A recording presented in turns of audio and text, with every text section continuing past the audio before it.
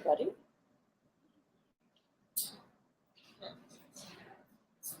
Live on. What do you think, Rock? You're live on Coffee with the Critters for the first time ever.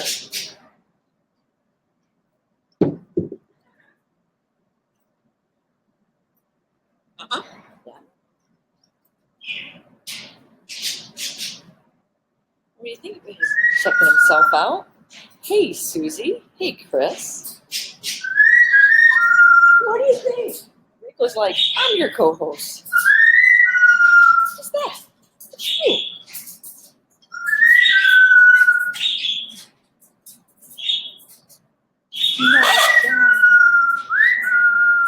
Rocky, I promise I'll get you out next. Hey, everybody. Good morning. Good morning. Hey, Bettina. So those of you that have been following our Facebook page, what do you think, Sean? What do you think, Murray? Know the work that we've been doing with Murray? This is Murray, our green wing macaw, 13 years old, be 14 in May. He's been with us since he was 15 months old. And those of you that follow our Facebook page, know that, hey, Jamie, hey, Barbara, Shelley, know that I've recently had a damaged relationship with Murray by pairing myself with some aversives. And I've stopped training him. Thank you, Sean. I've stopped training him for a couple of years because the other volunteers were training him. And Rico's like, get him off. I am your co-host, not him. So I stopped training him for a couple of years because he was developing. Okay, well, I was in lead. I stopped training him for a couple of years.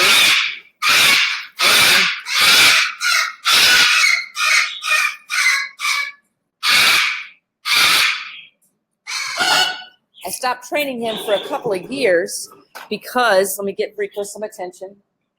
You're the co-host. You are the co-host. Yes, I'm sorry.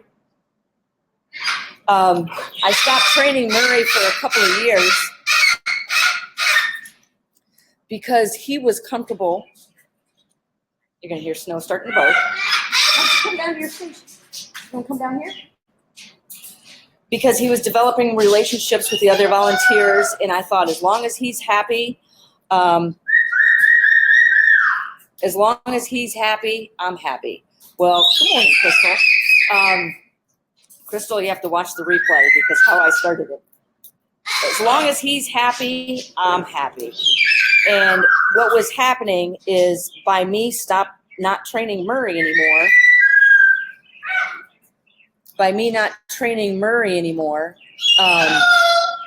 peekaboo, our relationship really went downhill. I couldn't get near him.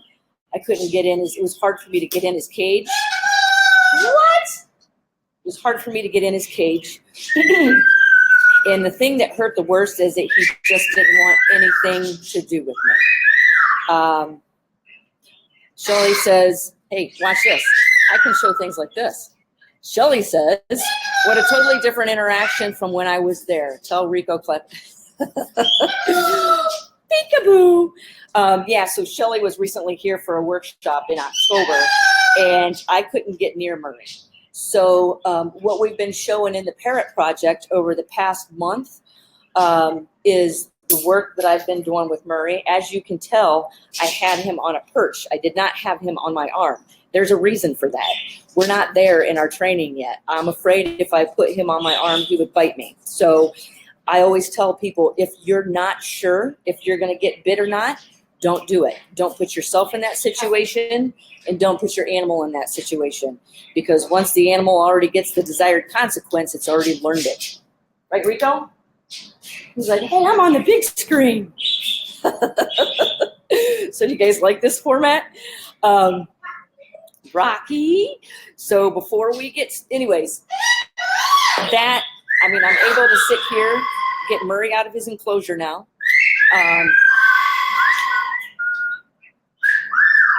think, Rob? That's right, peekaboo. Able to get him out of his enclosure. He's now perched above my head. Yeah, like that. He's now perched above my head. Yeah, be careful with that. And enjoying a foraging toy. Yeah, so animals tend to, especially exotics that are social, tend to get more behaviors labeled as aggressive for not getting out of their enclosure, staying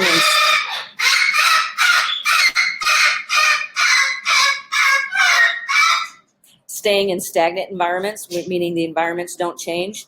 So here, no matter what the animal, we always try to keep those environments changing.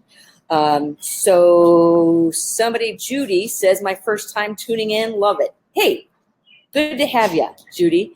How'd you hear about us? But yeah, so we're trying a new format today. This is a format I do use within the projects and the memberships. I just never went live with it with Coffee with the Critters. And I was like, why not? So welcome. Peekaboo.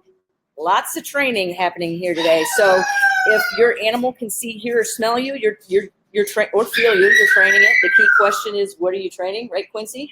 So I'm sitting here with my Rottweiler, Quincy, who loves to train. And there's Levi. Levi, our deaf bulldog. And Snow is right on the other side of the camera. Snow is our deaf and blind puppy. There she is. I'm not sure what she's finding so fascinating today about the threshold. But something else with, good morning, Elaine. Something else with Snow, she loves to be trained. Totally loves it. But so do all the animals here. That's why we do it. The reason we train is because it empowers the animal. And studies show that if you're actually using positive reinforcement training, it's the animal's favorite form of enrichment. So I see Nancy Forrester on here this morning. Nancy, I'm going to be talking about you throughout this episode. But before we go any further, my name is Lara Joseph, owner of the Animal Behavior Center. We are an international...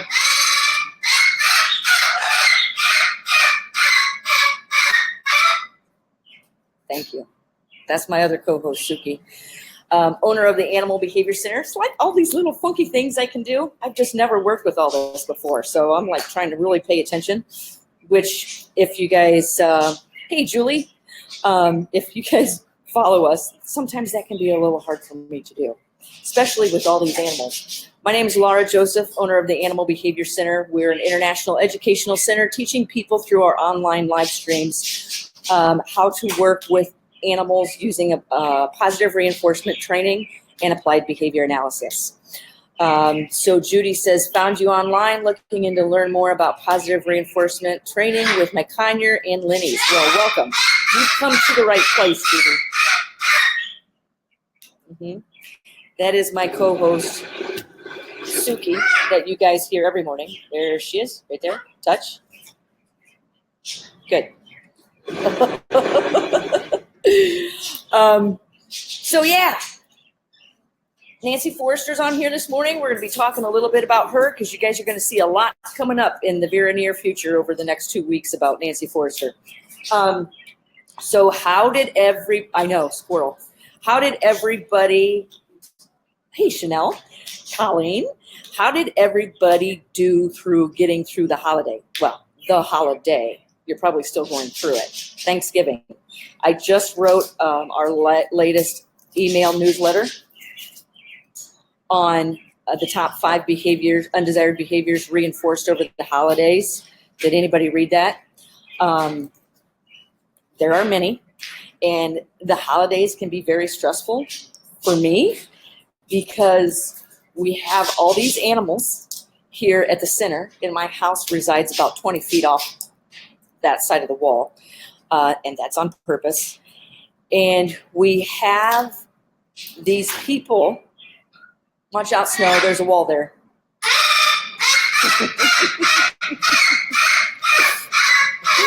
It's been there the whole time you've been here. Anyways,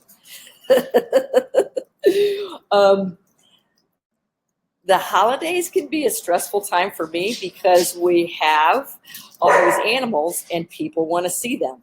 Let me call Snow to me and give her some information. Nice job. People want to see all the animals. Well, we're called the Animal Behavior Center for a reason. We're not called the perfect animal behavior center. We're here. Most of the animals here have been surrendered or lost their homes or going to be put down for different reasons. Hey, Ashley, good to see you. There's so many people on here. Anyway, so when people come here for the holidays, everybody wants to see the animals. And I'm just like, okay, nice job, show off. Nice job. Reinforcer is clapping and attention. Nice job, Pipsqueak. You. Yes. Ooh. Do it again. 1, 2, 3, somersault. No. Whoa, don't trip. I'm not laughing at you. So when people come here, they want to play and interact with all the animals. And we don't tell our animals no. It's not that no doesn't work. It may work, but it comes with its consequences. We don't use the word no because we know different things to do that work better. When you tell people what to do that's going to earn reinforcement, that tends to work better.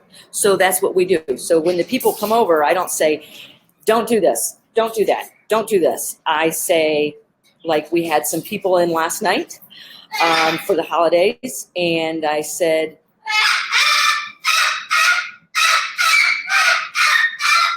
hey, Pipsqueak. Don't reach over. I didn't say that. I said, put your hand, instead of saying, don't pet the dog's head, don't pet the pig's head because they don't care for it. What I did was tell them what to do and then give them, people want to touch the animal. So identify the reinforcer, the touch, and reinforce it by giving, what I do is give them food. Let them smell your hands first. Once they smell your hands, they'll warm up to you and then you can offer them treats. So that's the way I ask them to introduce themselves to the animals without having to tell them what not to do. Anyways, Eva, you are perfect in your imperfection. Thank you. I have many of them, so that must mean I'm fabulous. So did anybody have, I mean, today's topic, I really wanted to have it on.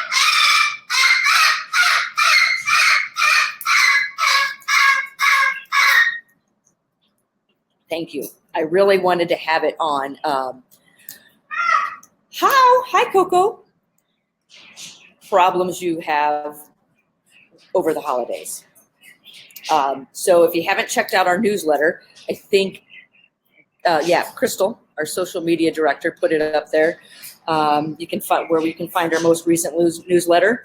Those of you that have been on our email newsletter list know that I'm being very adamant about getting them out to you every other week with information on animal behavior training or enrichment. So if you see me reaching over, I've got the door open and Snow, our deaf and blind dog, keeps running in and out. So I'm just reinforcing her checking in. So how do you reinforce a check-in when an animal can't see or hear you? Touch. Yep, that touch can be an aversive or a positive reinforcer, depending on where and how you touch.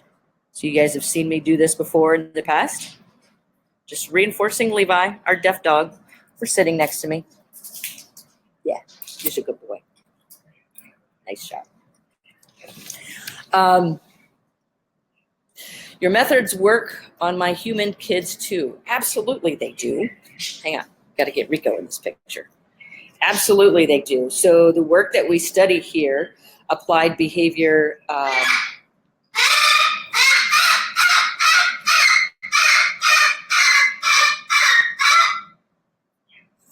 the work that we do here, we've been told that we take complex work and make it really easy to understand. Usually whenever I say the words applied behavior analysis, people get this little glaze in their eye and it just goes, woo, and they tune you out. Yeah, let me know if the picture's fuzzy. That's what I was watching. If I'm not hardwired, it might be a little fuzzy. So I can't go live in this platform from my phone.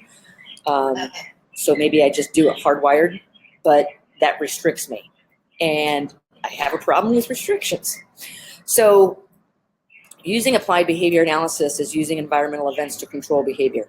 We don't tell a lot of people, or we don't tell the animals what not to do, because they learn faster when they're reinforced for what to do.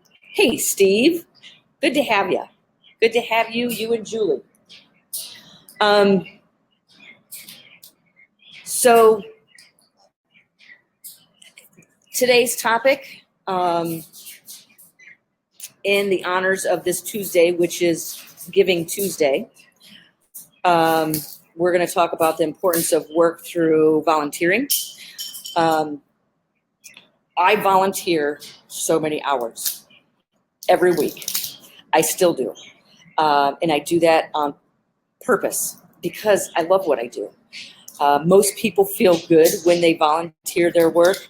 When I was getting started in applied behavior analysis, I went down that road in the first place because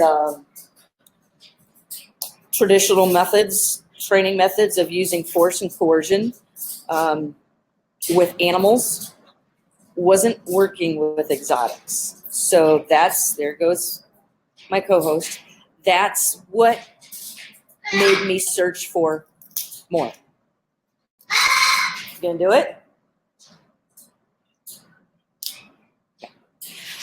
That's what made me search for more. I wanted science-based information, just not assumptions and insinuations. Hey, Christy, great topping and nothing better than blessing others. There's Christy Shepler.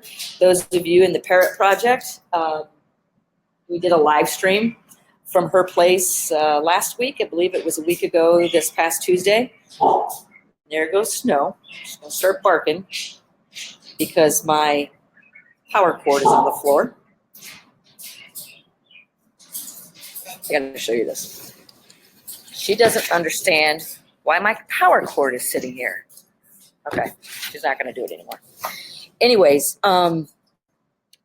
yeah, we did a live stream in the Parrot Project with Christy Shepler, and we did a toy shopping spree.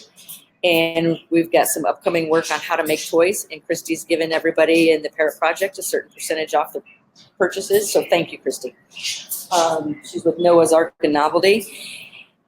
Anyways, when I first started working in applied behavior analysis works across the board. It's using B.F. Skinner's laws of behavior to interact with anything. And why, thanks. Thank you.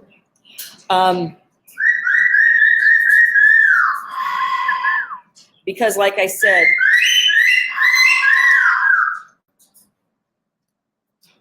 it was hard to use traditional methods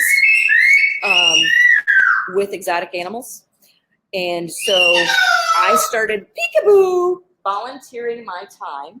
I used to volunteer my time, that's right, at a vet's office, an exotic specialist vet's office, and I did that on purpose because I was getting all this knowledge. I was in the office, I was learning, I was getting all kinds of information on medical issues with exotics. Say peekaboo. I was getting this priceless, valuable information on working with exotics. And what I learned from it, something else I learned from it, is I started seeing in the vet's office how much was behavior related. There was a lot of behavior related issues. And I was able to observe that through volunteering at the vet's office.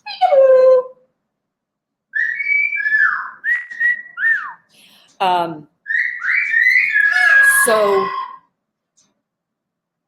that got me thinking. And then I actually started working at the vet's office. They saw the work that I was doing. I was going back to school, taking master's classes in applied behavior analysis. I was putting it to work. I was putting it to work with their clients. Because I'm sure the reinforcer for the vet's office was to be able to provide overall health for the animal. And also, when you can solve a behavior issue, that's a reinforcer for that client to continue. The rock and roll, Rocky. That's a reinforcer for the client to continue to come back as a valuable source of information. So, Tim, I have yet more proof your techniques work. See, I can do this. So yeah, maybe my screen's a little fuzzy. I noticed that yesterday with our live streams in the projects, and I think it's because I'm not hardwired. So I may just have to figure out a way to go hardwired with this. We'll work on that for the next Coffee with the Critters. Just let me know if you guys like this platform. If so, I'll invest more in it. But I like, because I like to engage with you guys, and I can do it. Like Tim, hi, Rocky. Tim says, I have yet more proof your techniques work. The 36-year-old African Gray we adopted was a biter and would attack anyone near his cage. I am 6 weeks into training him, and he is now stepping up and performing well during the training. That is awesome to hear, Tim. Thanks for letting us know. Hi, Rocky. That's right, Rocky. Sorry if I keep interrupting the broadcast, but I'm reinforcing behavior I want to see increase. What are you talking about? I think Rocky needs a cage closer to the camera. That's right. Huh? What? That's right, Rock. Yeah, these methods do work. If they didn't, I wouldn't use them. The main reason why I use them because it empowers the animal, and you see relationships just skyrocket. I recently finished part of my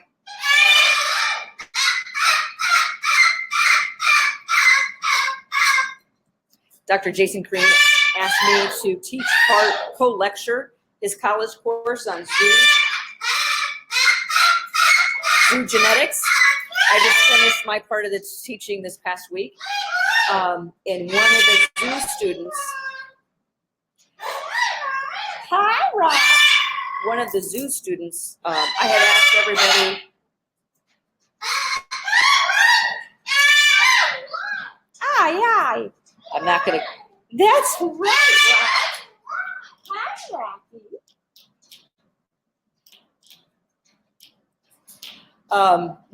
I asked the zoo students, why are you guys going into this field?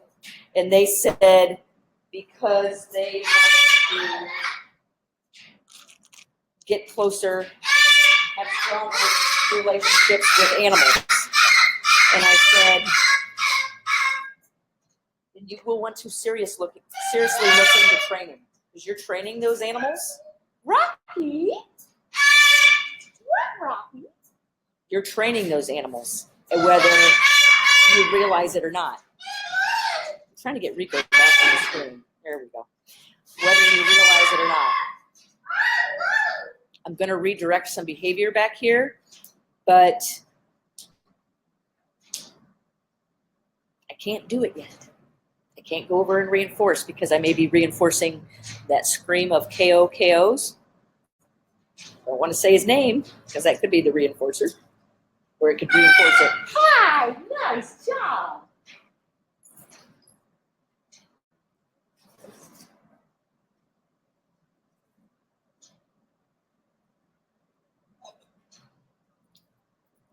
Hey, Snow.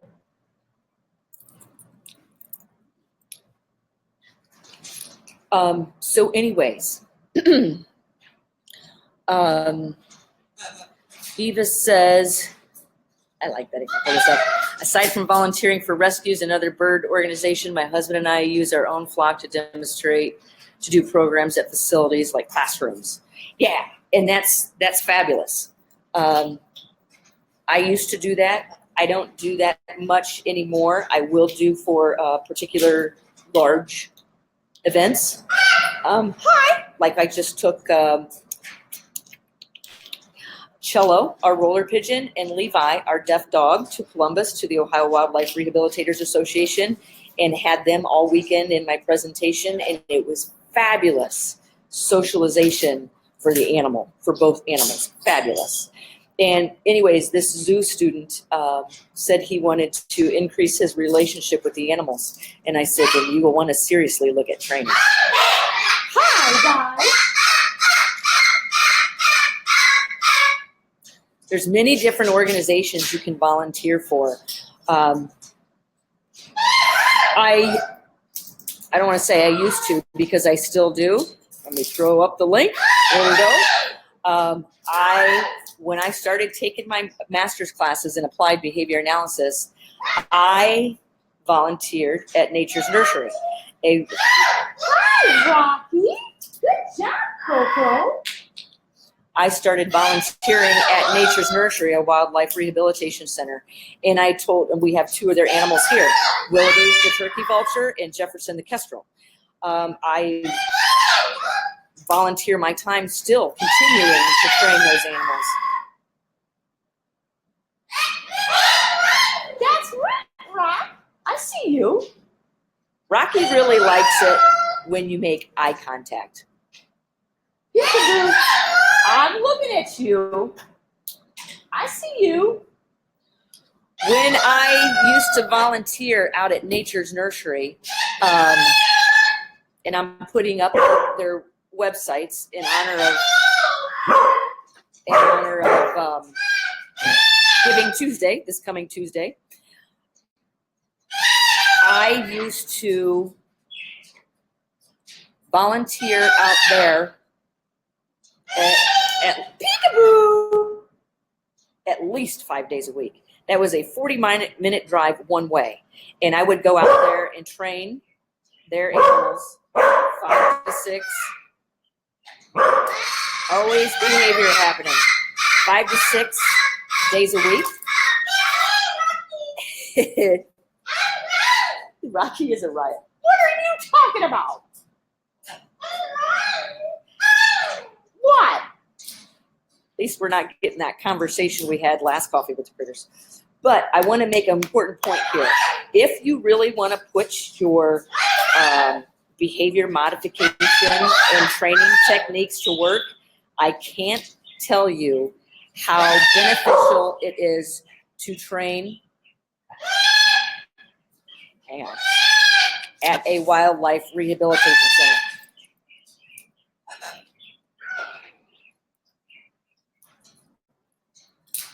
Sorry, snow was starting to chew on my computer cord.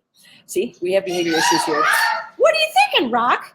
And I can't tell you how valuable that was for me for many different reasons. It's some of the hardest animals I've ever trained, and this is why. These animals are wild. They don't want anything to do with you. Obviously, I would only interact with the ones, got a lot of competition here this morning.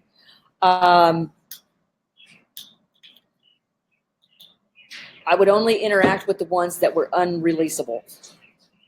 And sorry, there's a lot of comments and I wasn't even following them. My apologies. Obviously, the ones that are releasable have as little human interaction as possible because they need to stay afraid of people. But the ones that were injured and unreleasable, and this is part of that was one of the beginning stages of me thinking about designing the membership and the projects program. And I talked to U.S. Fish and Wildlife about this. I think it was 7 years ago. That's how long all of this has been in my head and in the works. So if the animal's unreleasable, it needs to stay and be shown on educational events at least once a month.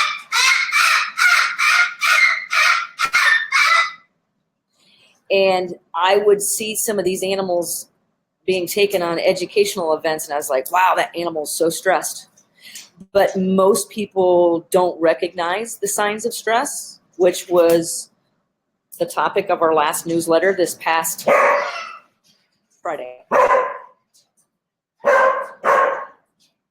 Snow. She's barking at Quincy.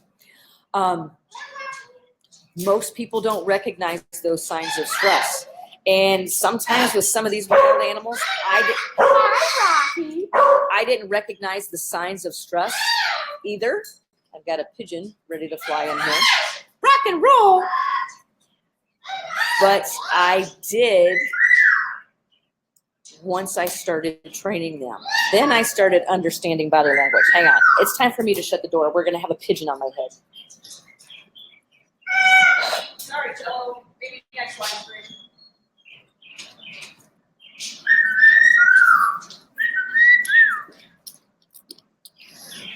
So I approached Nature's Nursery and said, can I start training your education animals? And it was great because I was training all these different species of animals, and I learned to communicate, interact with the animal. That's right, Rock, via their body language.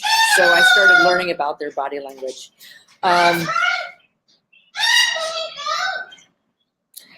Kim asked, is there a project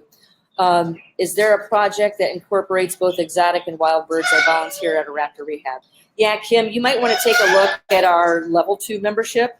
I don't know if Karen and Crystal are still on here. Maybe they could post the link. What was that? What was that? Abnormally large amount of cuteness back there. Hi, Rock. Kim, take a look at our level 2 membership. There's a lot of wildlife educators in level 2. And there's also a lot of professional animal trainers in level 2.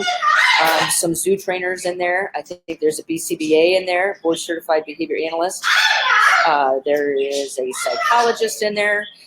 Level 2 is for people who want weekly information about applied behavior analysis, and I show how it works across the board. And I even take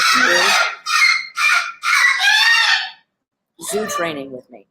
Yeah, there's Shelly. There's several members on here that are level 2. Thanks, Shelly.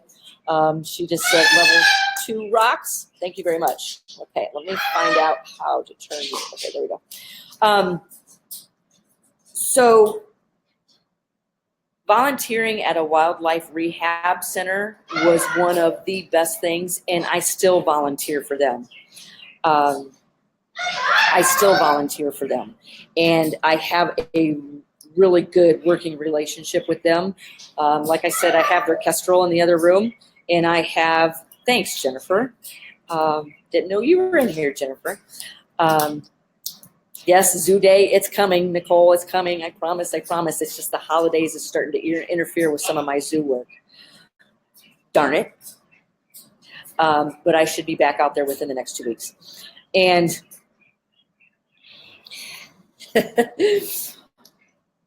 I was just reading, Lori says, oh, I love the new pop-up question feature where I can read it. Twos are screaming because my daughter is leaving again.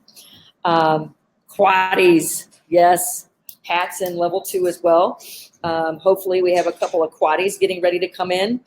The only thing that's holding that up right now is the holidays. I'm getting ready to take off here within the next couple of days, and then I come home, and then I might as well mention it now. We'll keep talking about, hey, Adrian, we'll keep talking about volunteering, but I want to say, let's see. I will be leaving in a couple of days. I'll be gone for, sorry. Let's see who that is. I have no idea. Then I'm coming home, and within a couple of days, if anybody knows Patricia Sund, she will be coming here. What are the dates, Karen? December 6th through the 9th. I can decline that phone right there.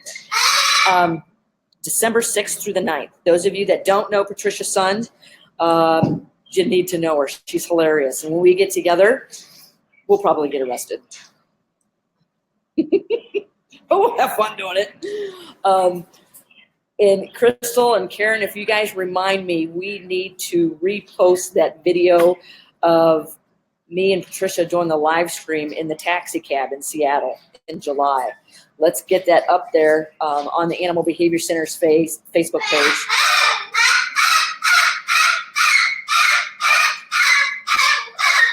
Hi! So people can see how much fun. We got so many comments on that live stream. So Patricia and I were talking. Christy says you'll bail us out. Right. Right, Christy. You'll probably get arrested with us. Anyways, Patricia's flying up here. Patricia is an airline stewardess. She's also really well known in the avian community as the chop queen. But she doesn't chop for just birds. If you guys don't know what chopping is, it's a form of way to make food for animals, raw whole foods for animals, and she doesn't chop just for birds. So we are going to, that's coming up, so pay attention. I know Crystal's on here working on a graphic. I'm waiting to hear back from Patricia Sund, if you hear this, on which night we're going to do this fundraiser for Nancy Forrester of Nancy Forrester Secret Garden.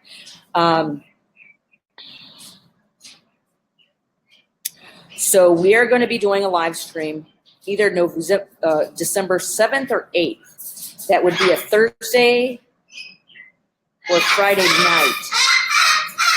And what we're going to do is you're going to see us post a link where the fundraising, this is fundraising for Nancy Forrester of Nancy Forrester Secret Garden in Key West, Florida. I got hit by Hurricane Irma. You guys know that I pretty much hunted her down to make sure her and the parrots were safe. Touch. Good. Nice job. What we're going to do is we're going to set up a live stream in my kitchen. And Patricia and I are going to, she thought this would be hilarious because I do not cook. I do not cook at all. And over Thanksgiving, we had to warm some things up. And I pulled open my oven and I was just like, there's a moth in the oven. That shows you how much I don't cook. So Patricia thought it would be really fun if we did a live stream where we ask for donations, and those donations go straight to Nancy Forrester. I don't see any of the money. I'm going to be messaging you right after this live stream, Nancy, so we can test that, and then I'll get that link sent out to Crystal, and we'll get that graphic hopefully posted maybe today. So we're asking of a donation of $25, to attend this live stream. Nancy is loved, isn't she? Hi, Rocky. You're being such a good boy.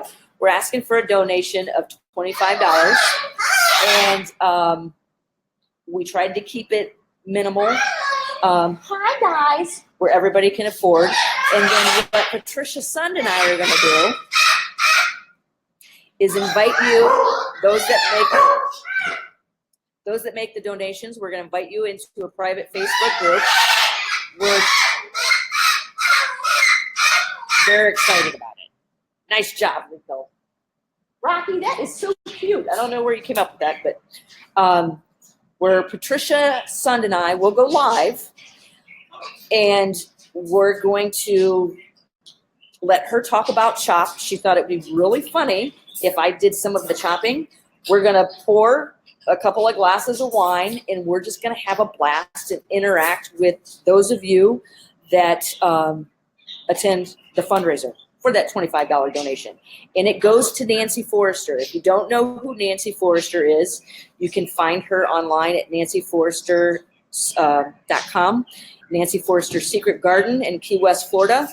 And I'm going to try to do a live stream with Patricia Sund. And I haven't talked to her about this yet, but Nancy, I think I talked to Bruce Wilson. Social media is awesome because it's brought me together with all these people I would have not met. Bruce Wilson, I have never met before. He is in, Nancy, isn't he in Minnesota? Did I just say that? Minnesota? Hi, Rob. He's in Minnesota, and I talked to him last week on the phone. He's a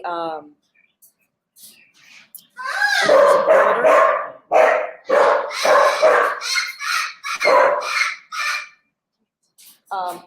He's a builder out of Minnesota. Probably do not want to be doing that. He's a builder out of Minnesota, and he Wisconsin, and he volunteered his time and drove down to Key West and helped Nancy rebuild from the damage of Hurricane Irma, and helped her also start reconstruction of a bird room inside. And Bruce and I were talking about some future fundraisers for Nancy. Anyways, I'm thinking me, Patricia, and Bruce will go live. And because Bruce was telling me some information about some of the devastation. And he also told me, Nancy, that when he first saw you, you looked totally exhausted and overwhelmed. And I almost started crying on the phone with Bruce when I heard that, because I've just searched for you for like a month to make sure you were okay. So I became so vested in trying to find you. And the reason was because I know how much you care for those birds, and you were not going to let those birds out of your sight. And that's why you chose to not leave and stayed behind to make sure they were okay. So that is why I'm a super gargantuous advocate of the work you do. And then after we do that fundraiser, you guys, stick with me, okay? Because for Christmas, my husband and I are flying back down to Key West and to see Nancy, to see her, and we'll do a live stream from as long as that's okay, Nancy. We'll do a live stream from Nancy Forrester's Secret Garden, and I want to show you this fabulous place and those fabulous people, her and Steve, doing great work. My timing's off here. Hang on, guys. I'm going to have to move snow outside before this extremely undesired behavior issue gets any stronger.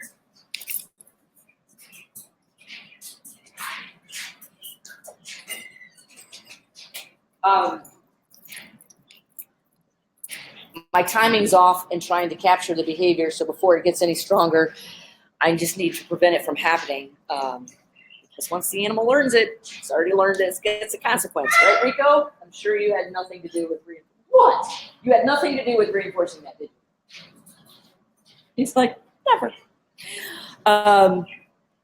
So anyways, yeah, that's what's coming up in December. So the Quaddies, Pat, probably will not happen until after, hi guys, until after Christmas, unfortunately. My apologies. January is a cold month, so it'll be a great time to train some Quadamundis here inside the Animal Behavior Center. And that will start the Quadamundi project. That is in level 2, where you also have the Crow Project and the Bellatrix Project. What, Rocky? So those are pretty much closely the daily live streams. So back to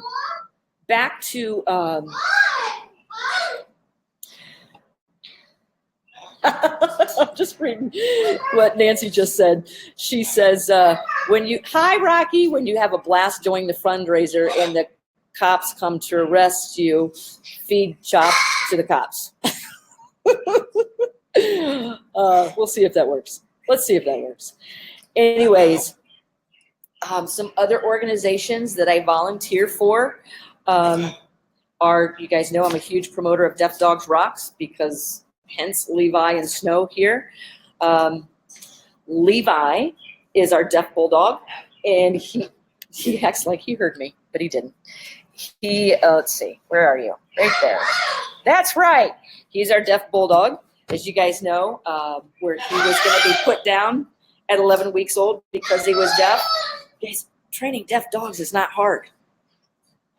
I really enjoy training deaf dogs. And what do you think, Rob? Christina Lee is the founder, her and her husband, of Deaf Dogs. And that's deafdogsrocks.com.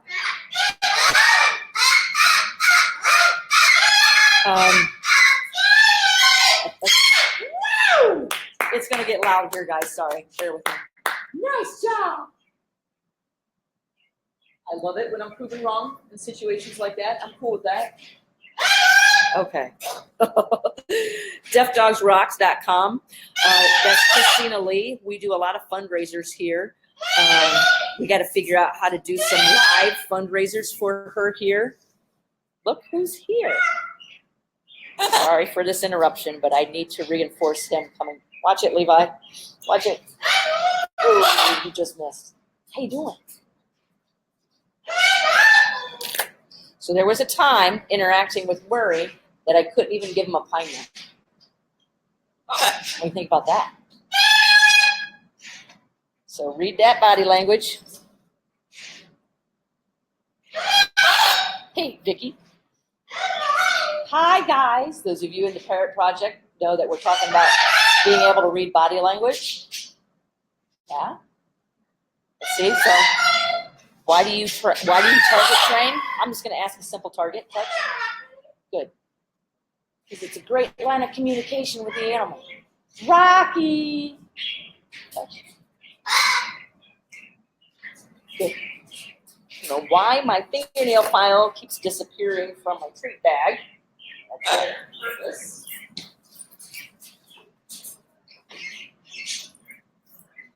So when you can target things like this, and we're going over nail trims for dogs in level 1, okay? So when you can target,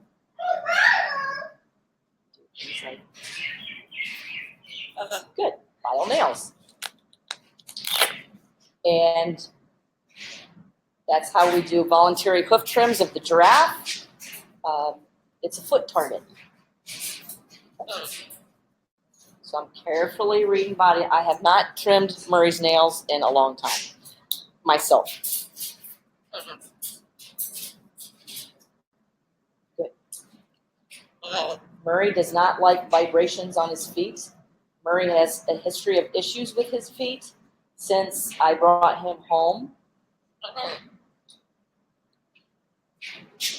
Less than 12 years ago. So this needs some work. So we'll work on that. I don't want to damage anything right now, so I need to focus on what I'm doing, right? And this is why I tell people when I'm training an animal, hang on. I don't usually like to talk because it's interrupting that conversation with that animal. So we're starting to target train Coco in the Parrot Project. Touch. Good. We've done this in the Parrot Project as well, the difference between a beak target and a foot target. Touch. Good. Hop off the wall. Touch. Good. It's target training, especially with the stick, just this kind of target training, it really starts building that relationship with the animal. Tracy says, I need nail trims for dogs. That is exactly what I'm struggling with, and my dog is a 120-pound Mastiff. And Tracy, I know we have so many members that I know who's members, but I forget if you're in level 1 or level 2. Are you in level 1? Because you're going to see that. Oh, you training me? I'll take it. You can train me. Good. As you can tell, we haven't done this in a while.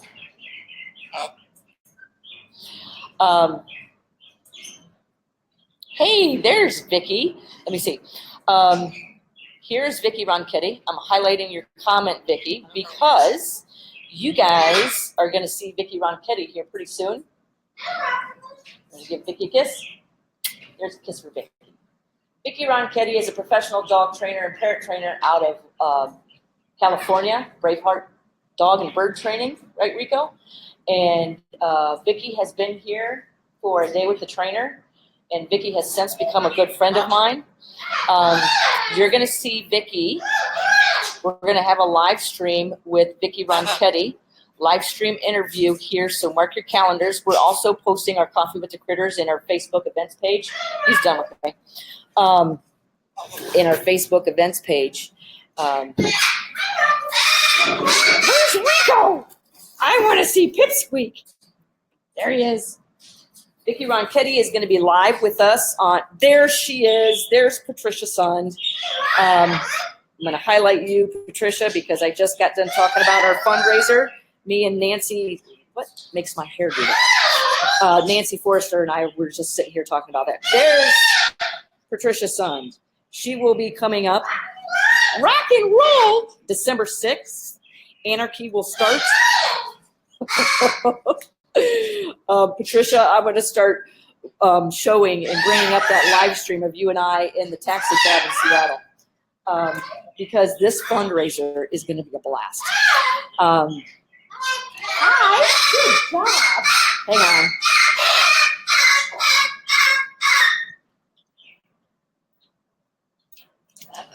But I was talking about, so looking forward to having you, Patricia. Your messages, we need to figure out what night we're going to do that. So December 6th is our Christmas party here. So it's probably going to have to be the 7th or the evening of the 7th or the 8th. So let's chat. Good morning, Jamie.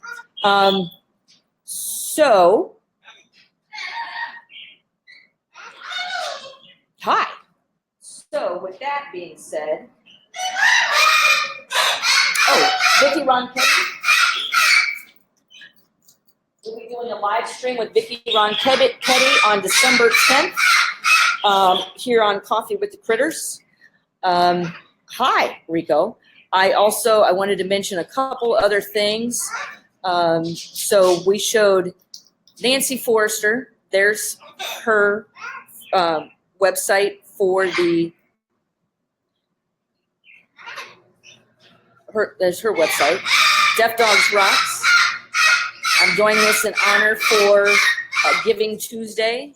These are the organizations, a few of the organizations that I work for or volunteer for in Nature's Nursery. You'll have to be brief and standing in the back of the 757 waiting for catering. So I told you Patricia was an airline stewardess, so she is joining us live from the back of a 757. I was actually going to try to do a live stream this morning with Patricia so you guys could get a feel for how we interact with each other. It's a lot of fun. But she's obviously flying today. But anyway, she'll be coming up here on the 6th, so stay tuned. And let's see, a couple other things I wanted to mention before we leave. If you guys don't forget December 10th, December 10th, we'll be live streaming with Vicki Ronchetti. That's great, Nancy. If you guys need to find out more about what we do here at the Animal Behavior Center, you can find us at theanimalbehaviorcenter.com. If you need to get a hold of me directly, I check my emails personally every single day, and I respond to every single one of them. And it takes me a long time. But I'm really big into interacting with people and staying engaging, and I like that personal contact. That's what makes our memberships and our projects so successful. So thank you. I'm getting a lot of feedback from a lot of people. Take a look at our memberships and our projects for the holidays, for the animal lover in your life. If you're not sure which one to purchase as a gift, contact me. I'll tell you. And also, a membership makes a great gift to the rescue, shelter, wildlife rehab center on your holiday shopping list. So feel free to get in touch with us if you need us. Also, let us know what you think about this format.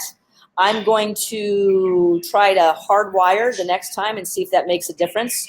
We have a week full of live streams coming up for the memberships and the projects over the next 3 days. We have our monthly Q&A scheduled Monday through Wednesday. I'll try to hardwire it there and see if the quality of the video is any better. Anyways, with that being said, thank you guys. Happy holidays. I hope you enjoyed this morning's Coffee with the Critters. I'm going to have to let you go now because I need to go hang out with this amazing, awesome dude who is choosing to come down and stay with me. Like this. Yeah. So this was a relationship damaged where I couldn't even touch him. And now, love you too, Vicki. And now, this is why I train. I don't train because I never wanted to be a professional animal trainer. Hi. I just didn't realize I was training whether I realized it or not. So like this. I'll give you two for that. And another keynote, not all animals like to be touched or pet. Okay? Murray says hello when he gets excited. And before I pet an animal, I usually try to ask, hey, Karen. Hi. Hey. There's Karen and Sandy. Okay, I'm going to stop training Murray now. Anyways, you guys, thanks for attending another episode of Coffee with the Critters. It is 10 o'clock here, and I see your butt. It is 10 o'clock here in Northwest Ohio, and the volunteers are here, and it's time for me to go. Have a great rest of your holiday weekend, and we will see you guys very frequently over the next couple of weeks. So stay tuned with us, and I'll take you to Key West with me. All right, guys, have a great day. See you later. Message me or email me if you have any questions. Thanks. Hi.